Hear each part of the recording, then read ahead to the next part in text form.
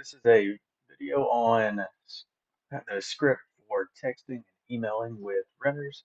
You can find it under the renters folder. So click on here, click on the renters folder, and you can find it right there. So the purpose of this is how to communicate properly with the renters. It is important because we're in a legal contract here. Anything that's written and said might come up in court. So we do want to be precise with what we say, and there's no reason to have to rethink about this every single month, especially with some of these repeat offenders. So on the second day of the month, you can jump on the renter's payments and evictions. It's found in the same folder. Click on here. We'll say Shoshone. You can kind of see what's going on. You'd write the amount they're expected to pay and when they're expected to pay it. Shoshone, they're also known as 324, or 324 is a different property. But so this is their transactions. They've made these payments on these dates, and this is what was due. And when it was due, as you can see, she is way behind at over $6,000.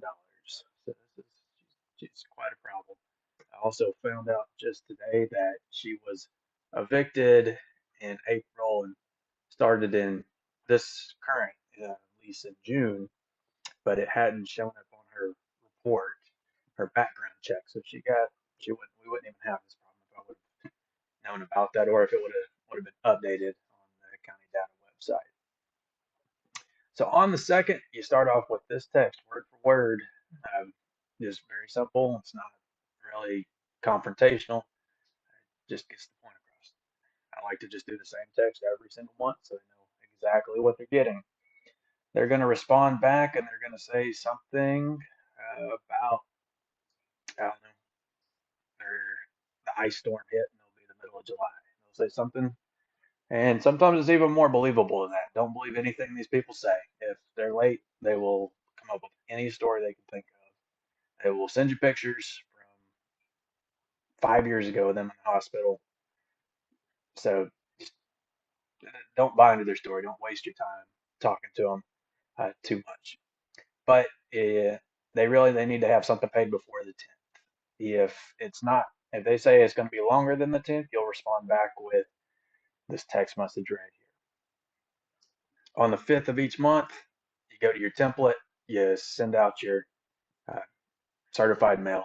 You can refer to the certified mail video for the tenants for how to do that. On the 10th day of the month, word for word, just copy and paste this. On the 15th of the month, send this. Now, I understand that you might be in a continuous conversation with these people whenever these days come. So, whatever you're talking about, just copy and paste it. Just insert it right where you're at. I don't care if it's on topic or with what y'all are talking about or not. Just send this. I legally need you to enter this in so the attorney will do the case. I do notice that there is an X on this. That's where you need to put in, how much they owe. You can refer to this page to see what's currently owed. And if they say something's not right, they don't know that much, ask them to send you a screenshot and circle what day, what amount, where's the problem that's specifically. We need everything to be very specific, and nothing, just very specific. If you're not getting any communication out, there's several things that could have happened. So we do still need to communicate with them. Now, given we've sent them text, we've mailed them a notice in the mail, that'll have a phone number on it. They're probably just making up a story about why they can't get to you, or they're ghosting. You just got to copy and paste this. Fill in the blanks. Name, first name, write in first name. This is exactly how the script goes.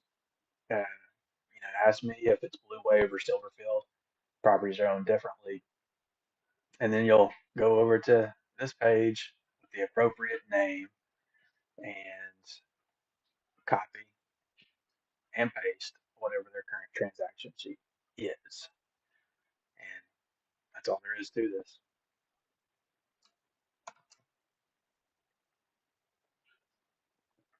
Typically don't spend more than 45 minutes talking to a tenant on text or anything without letting me know what's going on. Always update your manager on what the tenant is saying. You can, if they mention, like what I really want to know about is, did the plumbing mess up? Did the water heater go out? Did they have an unexpected expense that came up? I mean, every time these tenants move, it generally costs $5,000. So I like to keep them in there for as long as we can.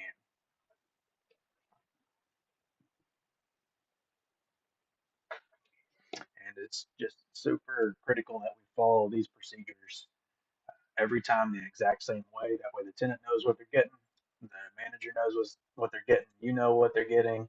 We need the exact same product every single time. Just like whenever you walk into a Starbucks, you want the exact same coffee you got last week and the week before. You don't want a different coffee. If you did want a different coffee, you'd order something different on the menu. So follow the procedures exactly